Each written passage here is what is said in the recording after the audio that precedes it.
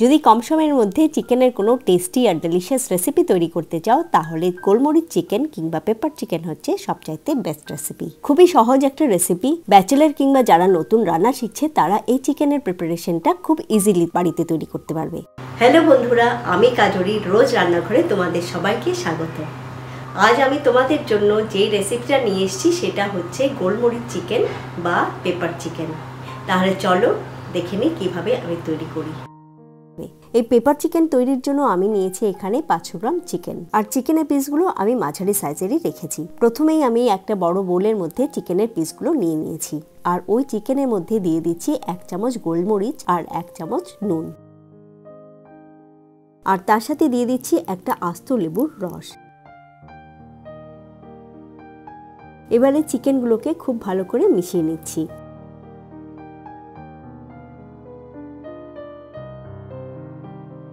চিকেনটা ভালো করে মাখিয়ে নিয়ে আমি 15 মিনিটের জন্য রেখে দেব ম্যারিনেশনের জন্য।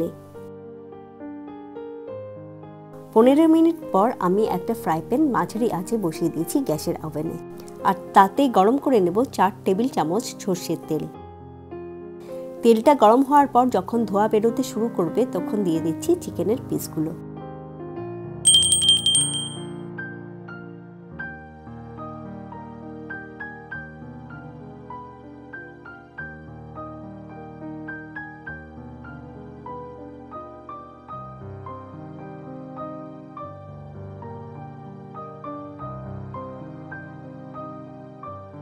চিকেনগুলো তেলের মধ্যে দেওয়ার পর চিকেনগুলোকে 10 মিনিটের মতো ভেজে নেব লো টু মিডিয়াম ফ্লেমে।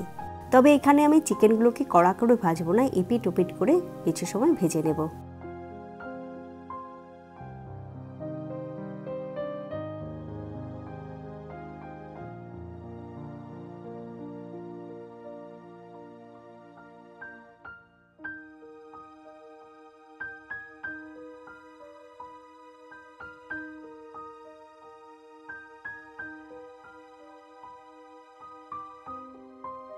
এরই মধ্যে চিকেনগুলো হালকা করে ভাজা হয়ে গেছে, তাই আমি সেগুলো তেল থেকে তুলে নিয়ে অন্য পাত্রে রেখে দিচ্ছি।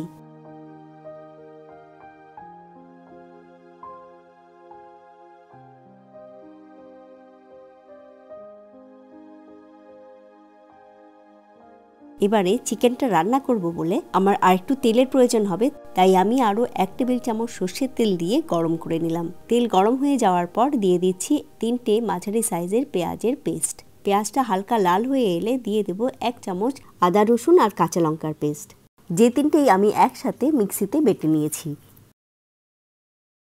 সবগুলোকে একসাথে ভাজতে থাকবো যতক্ষণ পর্যন্ত না আদা রসুনের কাঁচা গন্ধটা চলে যাচ্ছে। এভাবে আমি প্রায় 2 থেকে 3 মিনিট ভেজে নেব।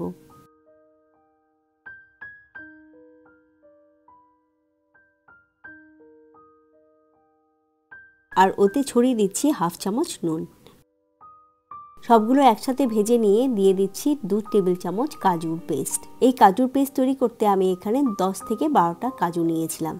এবারে পেঁয়াজের পেস্টটার সাথে কাজুটাকে ভালো করে মিশিয়ে নিচ্ছি, আর যতক্ষণ পর্যন্ত না তেল থেকে মশলাটা আলাদা হচ্ছে ততক্ষণ পর্যন্ত আমি মশলাটাকে ভেজে নেব।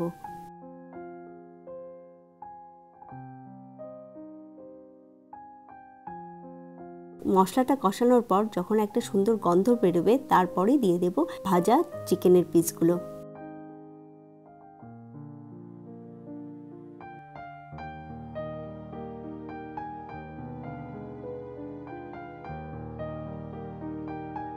আর খুব ভালো করে মশলার সাথে চিকেনটাকে মিশিয়ে নেব, যাতে প্রতিটি মাংসের টুকরো মশলার সাথে সমানভাবে মিশে যায়। চিকেনটা মশলার সাথে ভালো করে কষিয়ে নেওয়ার পর দিয়ে দিচ্ছি 1/2 কাপ টক দই।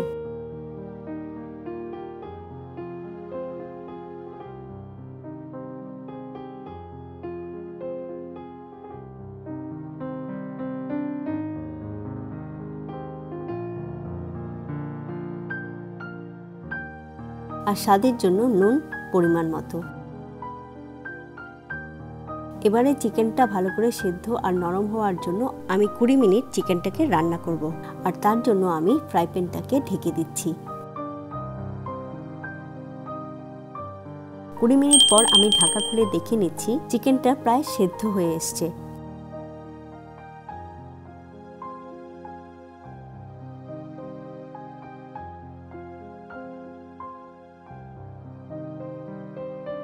এবারে দিয়ে দিচ্ছি 1 টেবিল চামচ গরম মশলা। আর যেহেতু পেপার চিকেন তৈরি করছি, তাতে যদি আরও 1 চামচের মতো গোলমরিচ উপর থেকে ছড়িয়ে দেওয়া যায় তাহলে টেস্টটা আরও ভালো আসে। তাই আমি এখানে আরও 1 চামচ গোলমরিচ ছড়িয়ে দিলাম। তারপর যদি আরও 2 থেকে 3 মিনিট রান্না করে নিই তাহলে গোলমরিচের গন্ধটাও রান্নার মধ্যে উঠে আসে। এবারে রান্নাটা প্রায় শেষ হয়ে আসছে, তাই আমি গ্যাসের আঁচটা বন্ধ করে দিচ্ছি। আর এভাবেই খুব সহজেই তোমরাও ট্রাই করতে পারো পেপার চিকেন বা গোলমরিচ চিকেন। আর এই রেসিপিটা সবচাইতে বেশি খেতে ভালো লাগে রুটি, নান কিংবা লুচির সাথে। এই গোলমরিচ চিকেন কিংবা পেপার চিকেন রেসিপিটা কেমন লাগলো অবশ্যই আমাকে কমেন্ট করে জানাবে। আর যদি ভালো লাগে তাহলে লাইক, শেয়ার আর সাবস্ক্রাইব করবে। আর দেখা হবে নেক্সট ভিডিওতে নতুন রেসিপি নিয়ে।